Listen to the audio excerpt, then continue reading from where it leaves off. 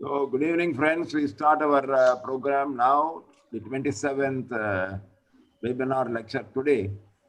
And Comrade Rajan Nagar, our president, our chief guest for today's this lecture program, Dr. Comrade Balachandra Kango, office bearers of the AABA, coordinator, Comrade Shankar, guests who are attending this lecture, and also our dear comrades. So we welcome you. Good evening, and we'll start the program today. This is, as you know, the 27th day. Another 4 more lectures we have before the end of this webinar series.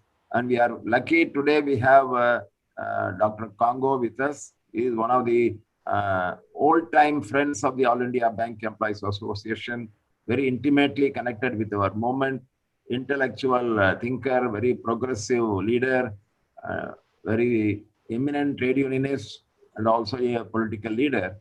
We are very happy that he could spend his time with us in this program today. I'm sure his program will be of immense benefit to us. So straight away, I now request Comrade Shankar, the General Secretary of the All India Union Bank Employees Association and the Central Committee member of the AABA, to be the coordinator for today's program and conduct the webinar, welcome our chief guests, etc. Over to Comrade Shankar. Thank you. Thank you, Comrade President Nagarji, Comrade General Secretary, Comrade Venkatachalamji, all our office bearers and Central Committee members, those who have logged in today to listen to the speech of Comrade Kango and Comrade Kango himself, and Mere Pyare Andolan Jivio. I am using this term because we are all considered to be Andolan Jivis, and we conduct Andolan to achieve our demands. As rightly pointed out by Comrade CHV, today is the 27th day and the 27th lecture on the general theme of vibrant banking for vibrant India. Within that, last 26 days, we have been hearing illuminary personalities belonging to various walks of life. And in their own way, they are all jambawans in their own field. They have been giving lectures for last 26 days on various topics, right from stakeholding of public sector banks to recovery of NPAs, legal framework, IBC codes, and labor codes. Like that, on various topics, last 26 days, our cadres and employees and general public have been listening to the speech to update their knowledge and skill about various developments which are taking place. We have chosen the topic vibrant banking for vibrant India, and we have been doing that. Public sector banking has been limited to only 23 years of its installation in 1969. Even from 1992, we have been constantly seeing how this public sector banking has been destabilized in one form or the other form. So the country has not been allowed to use the value of the public sector banks to reach to the last people. Now today we are in the process of we are seeing the process of reversing the public sector bank. So under this concept, public sector banks are being compared in terms of financial evaluation with profit and market capitalization and all. And then it becomes an important point for us to debate. If you are using public money for creating profit, then the profit should be used for whom? Whether for the public or for somebody else. And in that context, today, AIBA has chosen the topic of profit for people. And I am immensely pleased to welcome Comrade Dr. Kango. Dr. Kango doesn't require any introduction to AIBA leaders because he has been intimately and closely associated with us. He is not a doctor in PhD, he is actually a doctor in MBBS. He studied in Hyderabad, but completed his MBBS degree from Aurangabad. And in his early days itself, he got connected with student movement, Kranti Divar. And then he became an active member of AITC. He joined the Communist Party in 1978 and has been organizing various struggles. If I remember, he has been jailed for so many aggressive struggles which he has conducted. And Comrade Kango is now working as the secretary of the Communist Party of India at national level. He was also the secretary of the Communist Party of India from Mumbai for quite a number of years and closely associated with our Maharashtra State Bank Employees Federation, AIBA. And I have got immense pleasure in introducing him because I had the opportunity of closely working with Dr. Kango. In fact, Dr. Kango inaugurated our 3 conferences of Union Bank Staff Union Mumbai. And he was the inaugurator of the Comrade KK Mandal centenary year, which we are celebrating. So Comrade Kango is one of the ferocious leader and vocal leader and a good orator and a voracious reader also. He's an out-of-box thinker, as I have always seen him. Although he is a communist and a Marxist ideology leader, but he always thinks out of box to correlate everything in terms of Marxism and leftist ideology, and it becomes easier for people to understand the philosophy much easier than anybody else. I will not waste my time in introducing Comrade Kango. Kango, I welcome you, and you can start your lecture without any delay. Comrade Kango. Thank you, Comrade Shankar. First of all, let me express myself. Comrade CHV, the General Secretary of AIBA, Comrade Nagar, who is the President of AIBA, and other office bearers, that it is a really privilege for me to be associated with this lecture series. And I consider it to be an honor. AIBA has always interested me, not because of the number itself, but because of the importance of that organization in the life of the working class of India.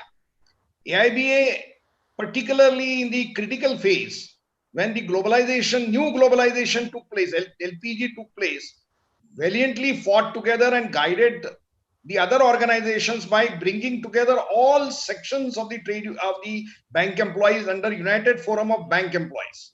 That has been one of the exemplary lessons, and a lot of struggles have been conducted, particularly the victory of getting a pension in the when the new economic policy was declared. It is a great victory of AIBA that they got pension for the people, which almost people thought impossible. In fact, if you take the history of 30 years of the new economic policy and try to mention one important significant gain made by working class in during these 30 years of economic reforms, it is the pension scheme which AIBA has won. I have no doubt about it. So let me congratulate the AIBA for holding this flag, and particularly now they are holding this session to celebrate and to emphasize the importance of nationalization of banks. The presiding, the convener of today's lecture, Comrade Shankar, he's a close associate, and he writes on WhatsApp small things and which are given in New Age also, which are very illuminating and helps us to understand the various complexities which are taking place in banking industry. So with this background, let me explain. When CHB called me that they are organizing this Vibrant India series from 1st of July to 31st of July, and asked me to participate as one of the participants, I was immensely happy. But I was wondering what subject should I choose. A lot of subjects were there. Basically, I'm a trade unionist, so I would have preferred to have a normal subject like challenges before trade union, technology and working class, something like that. But then suddenly I thought that AIBA and its place and the important middle class section that AIBA controls, I think we should try to talk something different to them. And I said, let me introspect before them. Today's session is about the profit for the people. That is the slogan of AIBA. And I personally feel that today's challenge before the world, not only socialist world, but everyone, is how to change this concept of economy for profit to profit for the people. Nobody is against the profit. In fact, all economic activities should ultimately lead to profit. But profit, what does profit signify? It signifies, according to the Marxist analysis, is nothing but a surplus value. Surplus value of the people, working people generate surplus value, which is converted into profit, and that profit is taken over by few people. And that is the anomaly of the capitalist system, which the socialist system decides that the property or the surplus value belongs to the society. So profit should be used for the people. That has been the slogan. But we must understand the objective conditions and the slogans given at a particular time. I was trying to understand that India in no way can be called as a socialist country after independence. But in spite of that, in 1968, a major step like socialization of the banks took place in 1968 and again in 1976. Why did this happen? Of course, the struggle by the bank employees, struggle by the left parties and people to control the capital and to use it for the interest of the people was one of the important aspects of that, which compelled government to do it. And the left parties also played a very important part in it. But at the same time, let us understand what was happening objectively. Objectively, the fight for the capital was not only for the people, but the capitalist class as such also was in search of capital. And during that period, the international capital was not easily available. And therefore, we saw that when the bank nationalization took place, a major section of the capitalists also did not oppose it because they thought that this capital, now they can use it. On one hand, the expansion of banking sector took place. People got involved in banking. Many people who never had an entry into the banks, like auto rickshaw drivers, taxi drivers, small peasants, got an opportunity and they got money, loan, and market expanded. That expanded the Indian capitalist, class as such to get more profit. So this is a dialectical thing which we must understand, that the expansion of the market is the need of the capitalists, and expansion of market means money to the people.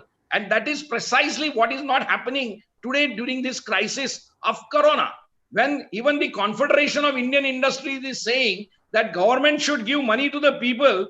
Government of India is not doing it and is trying to fall back on the old medicines which were prescribed. That is, encourage the investment so that and try to make investment cheap so that people would invest. But that is not happening. And therefore, now it has become very clear that unless people have money, the market will not come up. And therefore, it has been a major concern of all Indians today, that how do we give money to the people? In fact, world over, people are talking of universal basic income. Even during Corona, there are more than 40 to 40 countries like UK, Australia, New Zealand, even United States are distributing money to the people. So giving distribution of money becomes a very important thing. Because what is our experience? Our experience of economic reform is that there has been an expansion in trade. The modern technology has definitely increased productivity, and some benefits has trickled down. But at the same time, inequality has increased to such an extent that an organization like Oxfam has said that 10% of the people are controlling 80% of the wealth in the world. In India, it is still pathetic. 1% of the people control 73% of the wealth, Indian wealth. So you can understand, Arjun Sengupta committee, which was appointed in 2005 to study the problem of unorganized section and sector, clearly demonstrated that 78% of the Indians do not have the capacity to spend more than 20 to 25 rupees a day.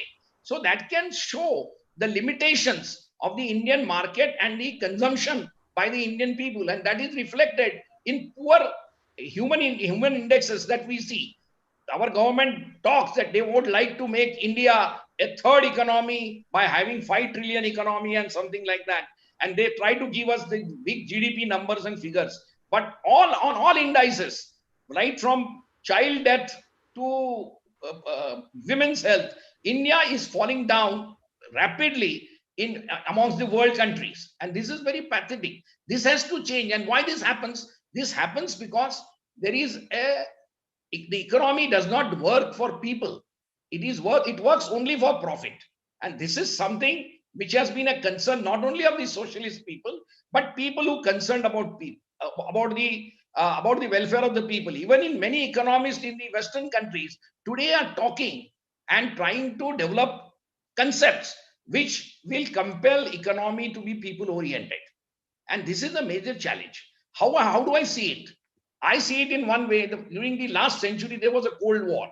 There was a large chunk of countries were under the socialist policies.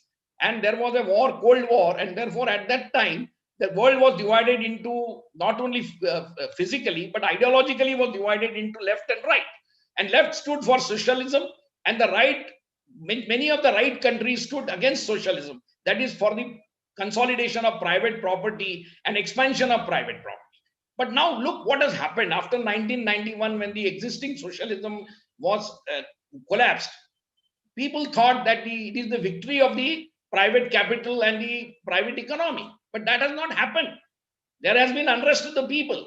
There is an expectation of people that their problems, particularly this corona crisis, has shown that how people are adversely affected because of the uncontrolled privatization of the public utilities like health and education and transport. So now people are saying clearly that there are certain areas where privatization is not allowed. And one of the areas is, of course, health, education.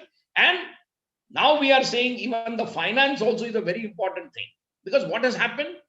When 1968, the nationalization took place, the requirement of the capital of a particular nation for development was to be gathered only from the national resources. The foreign capital was not easily available. But after 1984, the things have changed. The foreign capital became a loose capital, casino capital, and started moving in the world to take over the assets of the people, because there was very little opportunity in the developed world for investment and profit.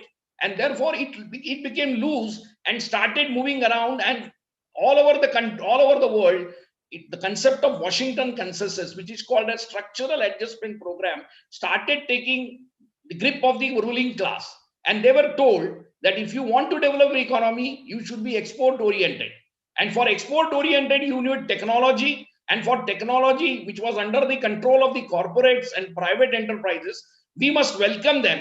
And if they come with the capital also. So the scarcity of the capital of the third world countries and countries like India and China is met by these people. People now say that the Chinese also welcome the capital. So why we should not welcome it? People forget in China, they had done experiment of socialism and literacy, education, health were all nationalized, and people had reached certain level of development. And the technology and the investment in capital came together. Please understand, there was no share market in China when the foreign capital came. So the capital had to go into productive assets, and at the same time, land was not available like India, where the land market is now one of the biggest contributor of GDP, and that is creating distortion in all, culturally, politically, socially. This builder and land mafia are now controlling virtually all aspects of political and social life in India. If you observe it clearly, that aspect was not there in China. In China, the people had to come with money and technology, then only they could invest. And government, of course, gave them a lot of concessions and facilities. And that is how China became the manufacturing hub. That possibility was not there in India because most of the money came through share market. Today also what we are seeing, in the Corona period, a lot of foreign money is coming, but that is getting invested to purchase whatever the Indian assets are there. So this is the fear which is not there in the socialist countries. Therefore, we plus try to understand the money and capital is very important for development. And that's why the AIBA and the left parties supported nationalization of the banks, because the people's money that was saved in the bank and converted into loan and capital generation was there. This capital could be used for the development of the people, and therefore profit for the people was the correct slogan. And that is why I am emphasizing this. There are other aspects now people are talking. For example, most of the countries talk of GDP. It is recently we have completed 30 years of the new economic reforms, and our Prime Minister Manmohan Singh, who initiated the reforms, has lamented that the reforms could not continue the pace and there were some obstructions. But the same Manmohan Singh, let us remember, when he was the Prime Minister, said that the reforms should have a human face. What do you mean by human face? Reforms are for the people. That should not be forgotten. It is not for the profit. Profit is important, but if you forget the human being for whom all activities are the must, everything will collapse. And that is what Manmohan Singh used to say, that reform should have human face, and that human face is missing. Unfortunately, today there is a lot of talk of nationalism. Recently in Man Ki Baat, our Prime Minister talk of India first, Indian. But what do you mean by India first? Can we differentiate between Indian people and India? In fact, I remember in 1947, when we remember, I had not born, but I read history a lot. So I remember, and particularly I've read Nehru's speech of Tryst with Destiny, which he delivered on 15th August night at Lal Killa. Basically, he did not say of India becoming a great economic or superpower. He talked of India being an example to the world where problems of the people will be solved. People would be made happy, people's basic requirements would be fulfilled, and therefore it was a people-oriented nationalism. Please understand that. And that is what precisely is missing from the present slogans of nationalism. Present slogans of nationalism reminds us of a 1932 slogan of Hitler's nationalism. What was that nationalism? That nationalism meant that people, particularly the toiling masses, has to work with their head down. They should not think of their own benefits. They should sacrifice everything for the nation. And what do the nation stand? And what does nation do? Balshali Bharat is the concept that they try to sell us. What is Balshali? America has big corporates and big defense industry. We should also have a big corporates and big defense industry. Our neighbors should be scared of our power.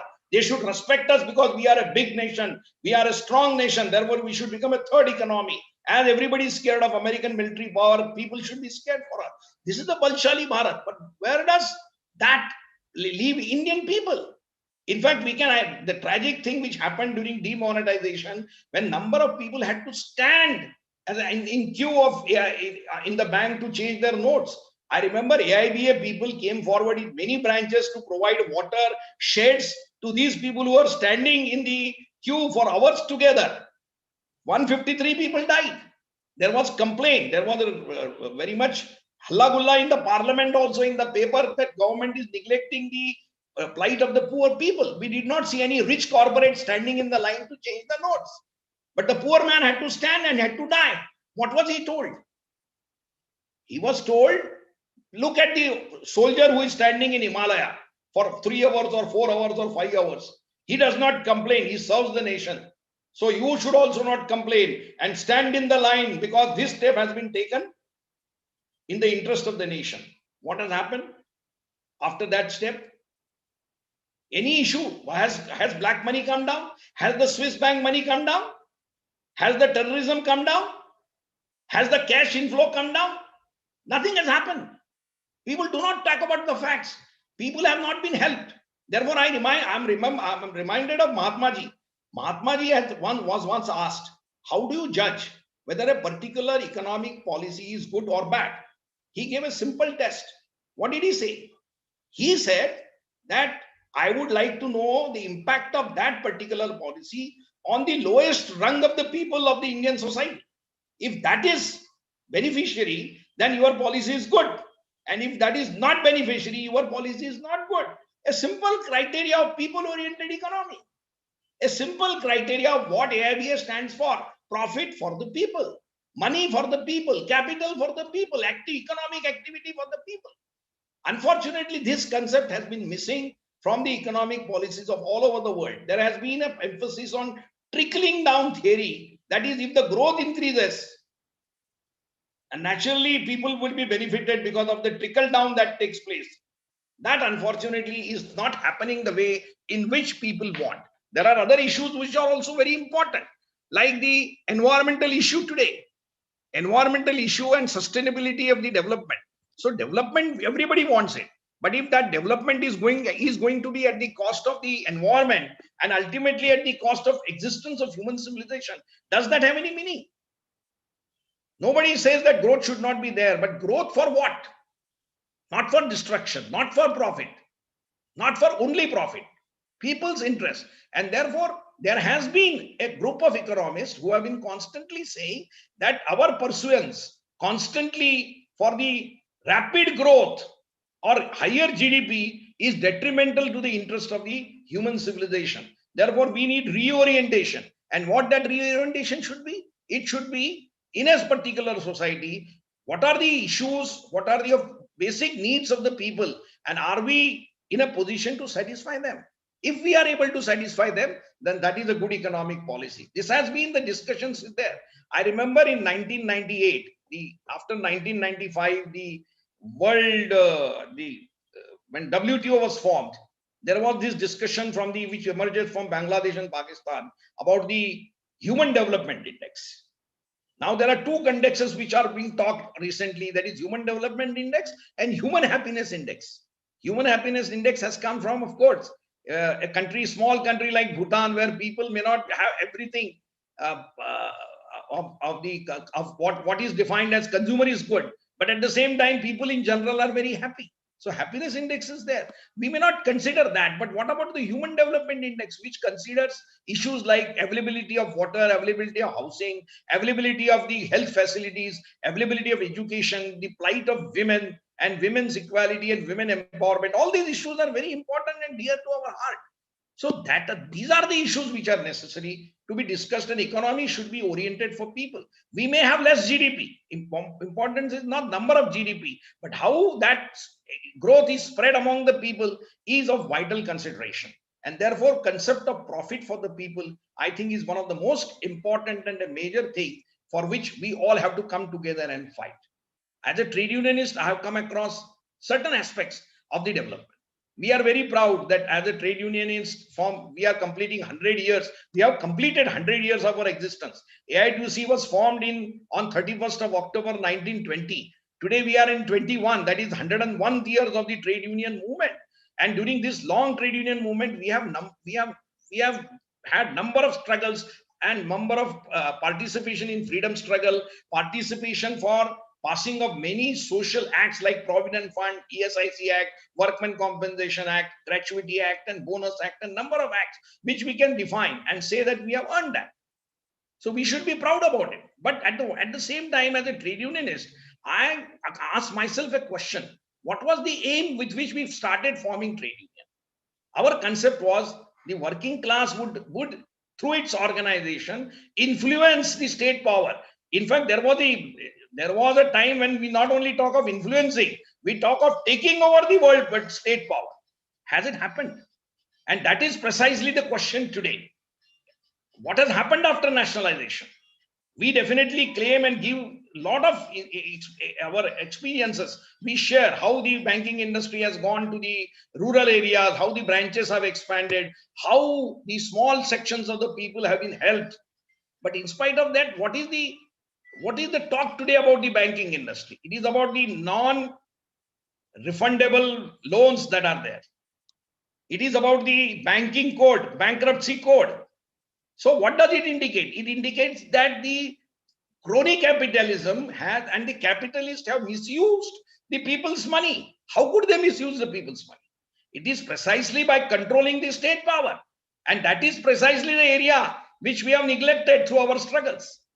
We have to. So today's struggle is basically not only economic, it is a politico-economical struggle. Please understand that. If we miss that, the concept of nationalism has to be defined. Nationalism cannot be without protecting the interest of the people. Today's struggle, which is going on between the corporates and the states about the control of privacy, what does that indicate? The states tells us that they want to have anti-privacy laws because they want to protect the national interest.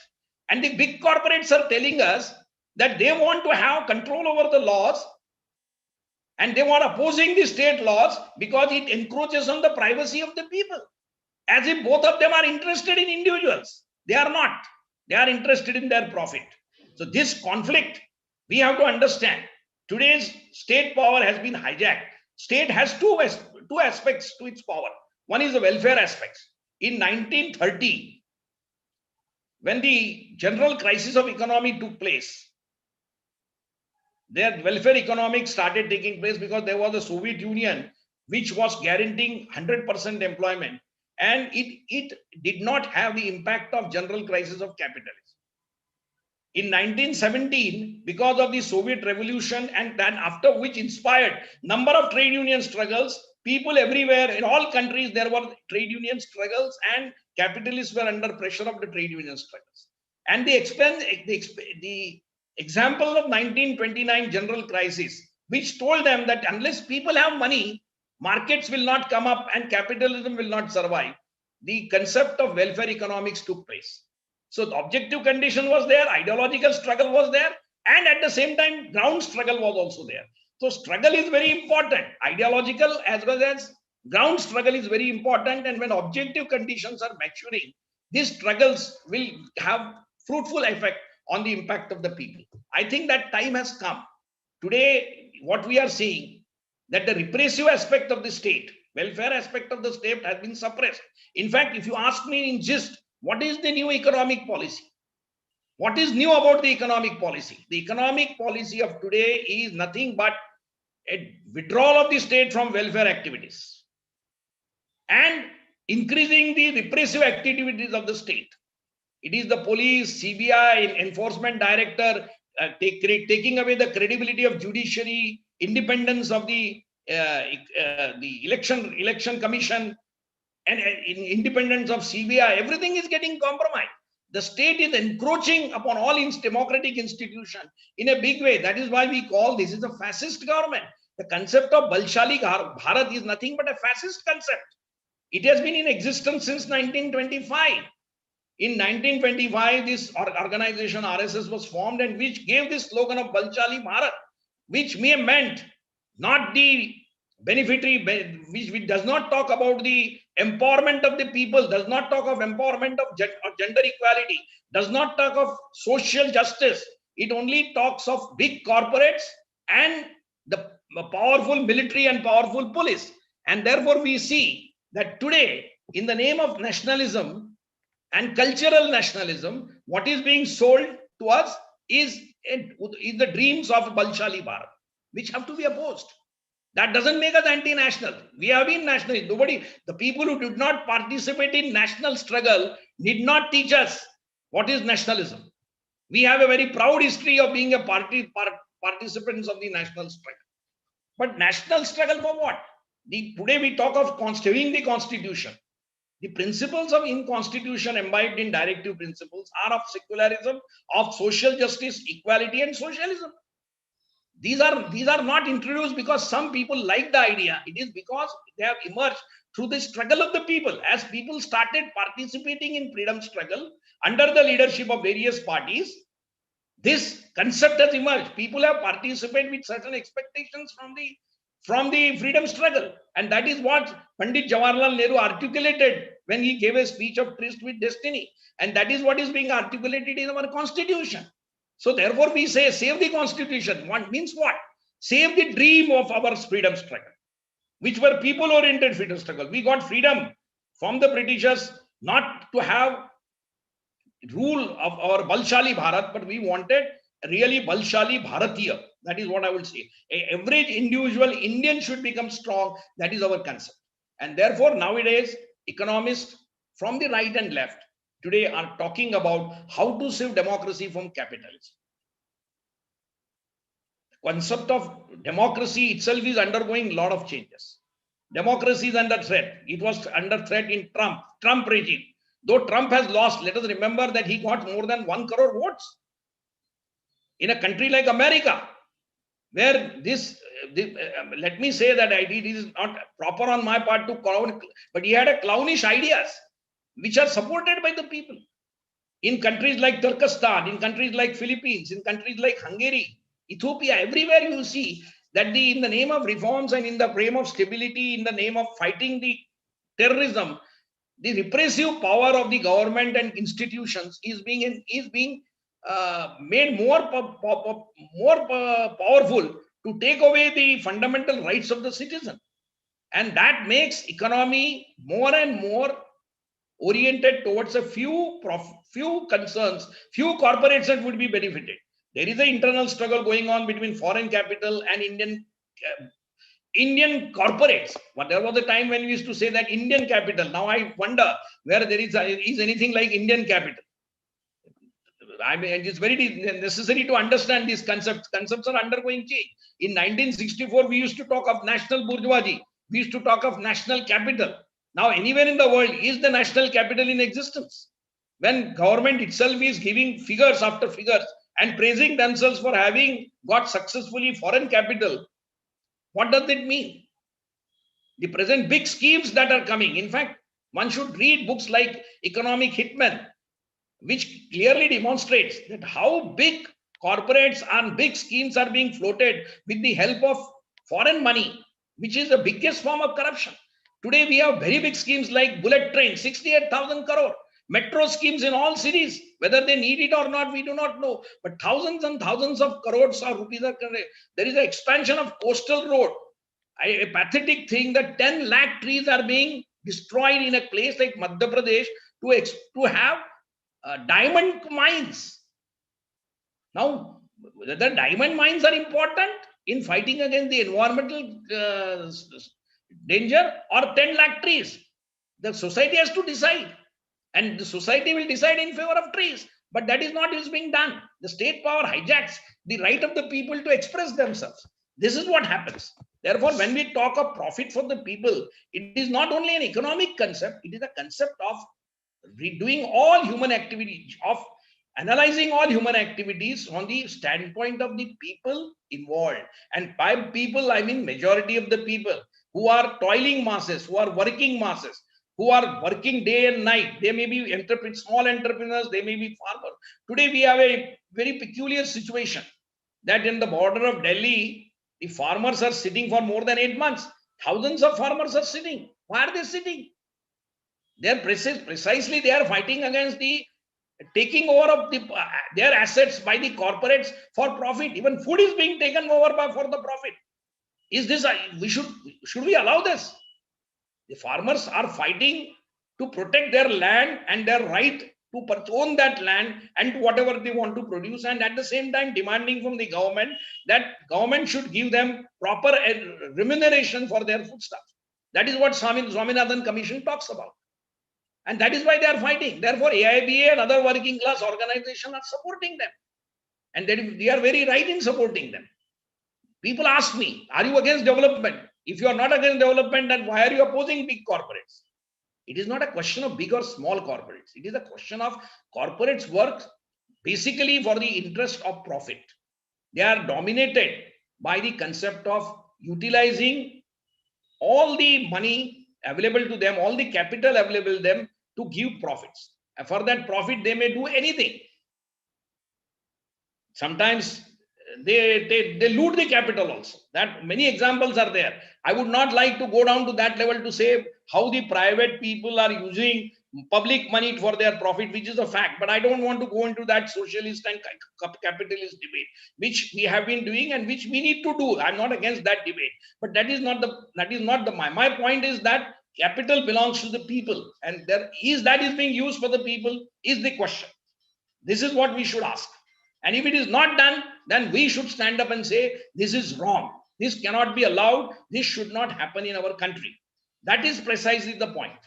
And therefore, the human rights, labor rights, all rights have come together. There was a concept when everybody used to think of different women's rights, Dalit rights, minority rights, human rights, everything is different. No, all are human rights. Individual has to be respected. These are individual rights. And individual has to get the equal opportunity. I'm not saying equality, I'm talking equal opportunity to the people. And that can come only through government intervention, and government will intervene only if the people have control over the government. So it becomes a political question. And therefore, organizations like AIBA, AIDUS and others have to rethink now how to reorient ourselves to, in fact, I was sharing an experiment with my workers that their salaries have gone to 50,000, 60,000. When I started working with them, their salaries were around 200, 257 rupees. Now at many places, they have crossed 50,000, 60,000. I'm very happy about it. But then I said, why this concept developed? It developed because the capitalist value system tells us that all problems can be solved with money. If you have money, all problems will be solved. If you want good education, earn money. If you want good housing, earn money. If you want good transport, have money. You can purchase cars and scooters and everything. But if the roads are blocked, if there is a traffic jam, if the roads are not properly made, what is the use of having a car? Same thing with the schools. If the substandard schools are open, if there are no proper opportunities for employment, and if your education does not empower you to become a good man or a good human being, what is the use of an education? So these questions are now coming up. Objective conditions and objective situation is changing. People are asking this question. We must motivate them to ask this question. And we have an organization which should tell them how to utilize our limited capacity, which we have demonstrated during Corona period, when lakhs and lakhs of people came on the road, migrant people. There was a sudden declaration of lockdown by this heartless government, which did not know about the reality of the economy, where lakhs and lakhs of people are working under pathetic, unorganized industries and conditions. They were locked down. They had to go to their village. They had to go back to their villages, and they started walking. Many people died. I remember near my city, 20 laborers died when they were sleeping. They were so tired that they slept on the railway track, and the railway came and they died. So many things happened. Pathetic, and people cycled. People went on motorcycle and met with an accident. But government did not declare any help to them for a long time. But organizations like AIBA, AIDUC came forward to help these people locally. They collected money, they collected foodstuffs, they gave them water bottles. I know in number of cases this has happened. Public service came forward. So it was people who are helping the people. That is the real society. That is the society which we are fighting for. So comrades, therefore I said that the slogan of AIBA, which is profit for the people, is not limited only toward with the concept of using capital for the people. It has many more aspects to it. It has a cultural, political, economic aspect to that slogan, and that has to be understood and that has to be taken forward. Fortunately, the pro-capitalist economists also started talking about, because they are seeing the anomalies that has been generated because of the new economic reforms. Thomas Piketty is a classical example. He is a capitalist economist, but at the same time, he has said that rentier class is coming up. The actually people who are working class, their real value is coming down. Their real wages are coming down. He has given thorough statistics of 250 countries, comparing them or the rise in the salaries from 1960 to 2014, and has given a complete picture that how the real wages are coming down, the profitability is increased. Now we have to face new challenges. The fourth industrial revolution that is being talked of, the artificial revolution, artificial intelligence, robotics, and other things which are coming forward, about which digitalization of economy that is being talked about, is likely to replace human beings. People have been talking of universal basic income. I am reminded of Marx. Marx had visualized this situation. He said that because of the technological advance, there would be ample time for the people to spend their time for the interest they have. If somebody likes sports, he can do sports. If somebody wants to dance, he can dance. If somebody wants to sing, he can sing, because he would have a lot of time. But is that happening? Are we using?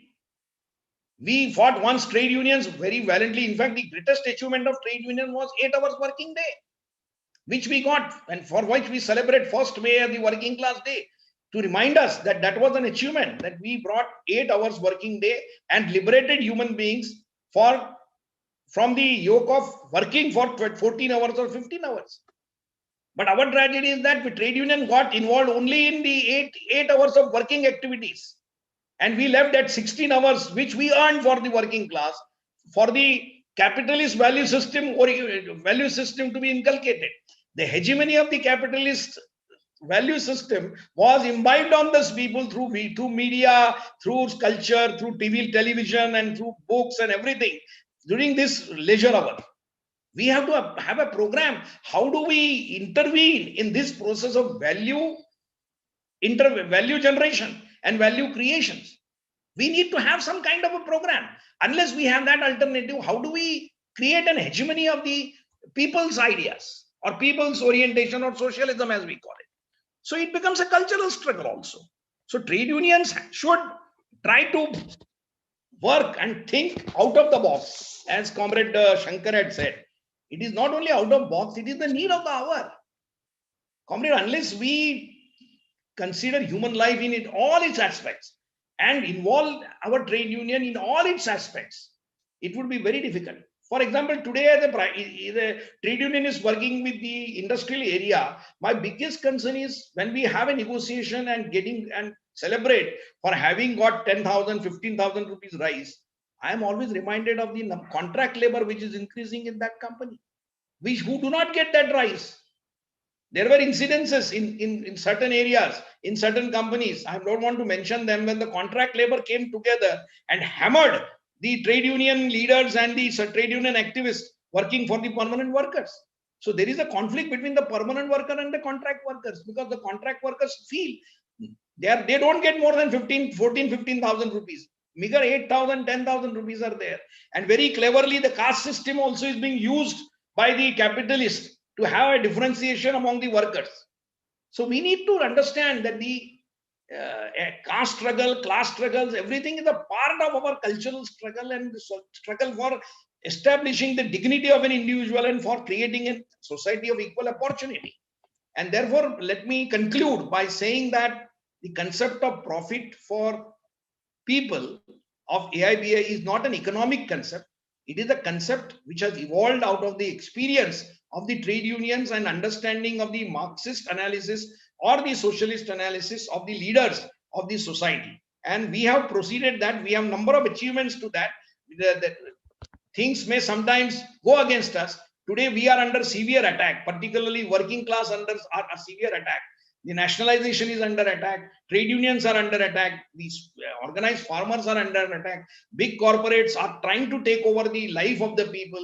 All these things are definitely there, but we have the means. Ultimately, profit cannot be earned without people. And if people are there with us, we can fight back. but spirit of fighting, the feat of struggle, and understanding the objective condition. What I appreciate with AIBA is this appreciation of the objective conditions. I remember because in 1984 we were fighting against computer. If you remember that, computer will bring unemployment, and therefore we don't want computer. That was general slogan of an average trade unionist. AIBA also stood strongly against computerization, but at the same time they understood that computers are a must. The new technology will give a lot of benefits to the people. Productivity will increase, workload will come down, and a lot of things will happen. So they very cleverly, utilize their bargaining strength to have a structured and progressive implementation of what you call of the technology and computerization. And by 2010, I think the public sector also came at the same place where the private companies are standing. That was a classical examples of the pragmatic sense that the AIBA has. So that has to be understood by the trade unions and the people involved in the change of the people. It is not a question of using technology, but technology has to be used for the people. We did not have destructive ideas like destroying the forest for the diamond industry. Diamond industry can easily be compromised for the interest of the people, for the interest of the environment. So these concepts have to be introduced. And I feel that our experience of a prolonged struggle will definitely help us to go forward. It teaches us three basic things: that people are vital, people's interests are really necessary, and we need to organize them, we need to ideologically train them. And when objective conditions mature, our struggle will definitely succeed. With these three things, I take this opportunity to thank AIBA and congratulate them for having organized this session for a period of month. It is not a small thing. On one hand, it is the corona which has compelled them to do it. Otherwise, they would have organized these seminars or everything all over India. I know it very well. They have that capacity to do it. They will continue to do it. But I feel that today's time is for the struggle, both ideological. There is a tendency among people that when we have seminars or intellectual activity, they said, what is the use of this? We must come on the road and struggle. I think this is a wrong method of understanding this struggle. Struggle needs both. Struggle needs ideological input, and struggle also needs sacrifices on the roads or in the movement.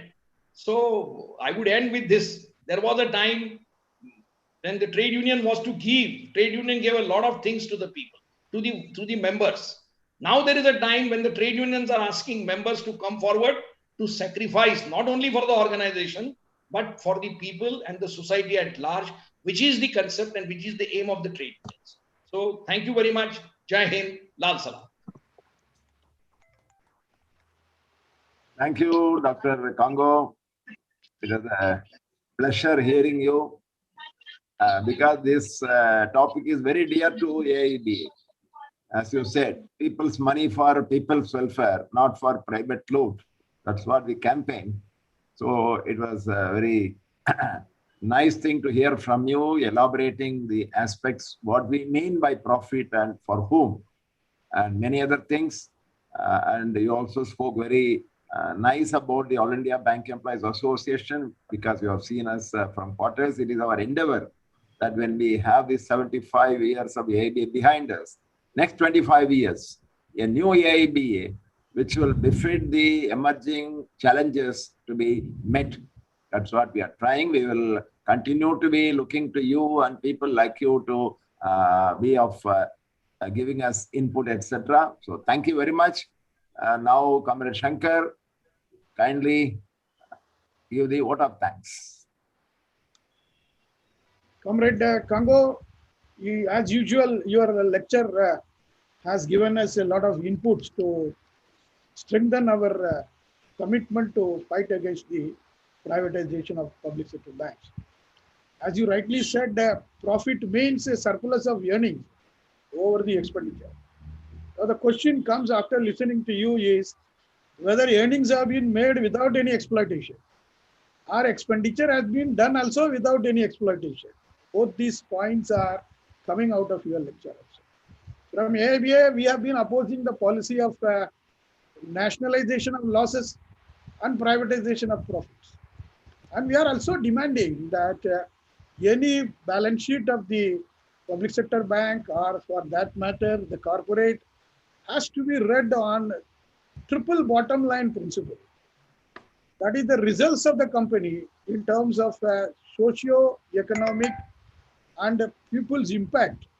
If you make that kind of an analysis of the results, then what we are fighting for can reach out to people also. So your lecture has given us enough inputs to re-energize us to carry on with our struggles. Thank you very much for your presence and your lecture, Comrade Kango. Thank you very much. Thank you, thank you, thank you. Yeah, thank you. And comrade, before we close the announcement for tomorrow program, as you know, the 28th webinar lecture tomorrow will be